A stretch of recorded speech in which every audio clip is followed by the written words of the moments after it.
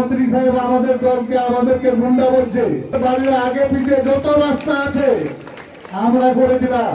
আপনারা হয়তো বুঝতে পারছেন না, মন্ত্রী সাহেব পশ্চিমবাংলায় বিধানসভা থেকে লোকসভা পর্যন্ত লড়লেন, দূরবীন দিয়ে খুঁজেন যে একটা এমএলএ একটা এমপি জিতাতে পারেননি।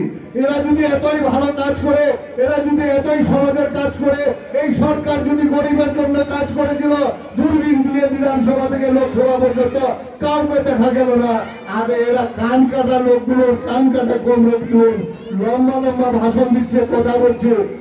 আমাদের প্রাক্তন মন্ত্রী সাহেব বলছিল আমরা নাকি গুন্ডামি করে ভাই।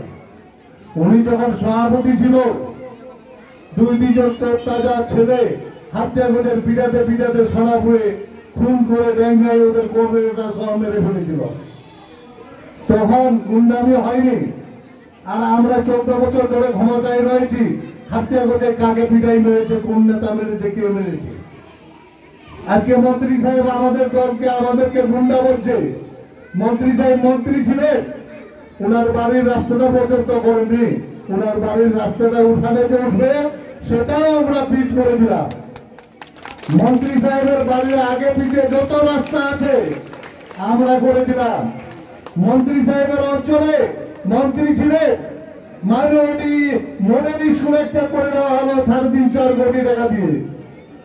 মন্ত্রী সাহেবের এরিয়ায় এই স্কুলটা ছিল, ওনার চোখে পড়েনি যে গ্রাম বাংলার গ্রামের ছেলে মেয়েরা আমাদের জুনিয়র স্কুলটা হবে, হাই স্কুলে লোকের ভিড়, বাচ্চাদের ভিড়, এডমিশন নিচ্ছে না, তো এখানটায় জুনিয়র করে দিই। যাই হোক, আমি বিরোধীদেরকে বলবো যে বেইমানিটা যেভাবে বলছেন, মামাটি মানুষের সরকার সাধারণ লোকের জন্য, গ্রাম বাংলার জন্য যে কাজটা করেছে সত্যি কথাটাও বলবেন, নইলে কিছুদিন পরে দেখবে গ্রাম বাংলার লোক আপনাদের মিথ্যা থেকে আপনাদের গ্রাম থেকেই দূর করে দিবে। আপনারা হয়তো বুঝতে পারছেন না, মন্ত্রী সাহেব পশ্চিমবাংলায় বিধানসভা থেকে লোকসভা পর্যন্ত লড়লেন, দূরবীন দিয়ে খুঁজেন যে একটা এমএলএ একটা এমপি জিতাতে পারেননি। এরা যদি এতই ভালো কাজ করে, এরা যদি এতই সমাজের কাজ করে, এই সরকার যদি গরিবের জন্য কাজ করেছিল, দূরবীন দিয়ে বিধানসভা থেকে লোকসভা পর্যন্ত কাউকে দেখা গেল না। আর এরা কান কাটা লোকগুলোর কান কাটা কমরেডগুলোর লম্বা লম্বা ভাষণ দিচ্ছে, কথা বলছে। আমার লজ্জা হয়, সমাজের চোখে লজ্জা পড়ে। যেটা সত্যি কথা সত্যিটা বলুন, যেটা অন্যায় অন্যায় বলুন। আমি বলছি না যে আমাদের দলের তরফদারি করছেন, দল যেগুলোর উপকৃত কাজ করেছে গ্রাম বাংলার জন্য, গরিব খেটে খাওয়া মেহনতি মানুষের জন্য, সত্যিটাকে সত্যি ভাবে বলবেন।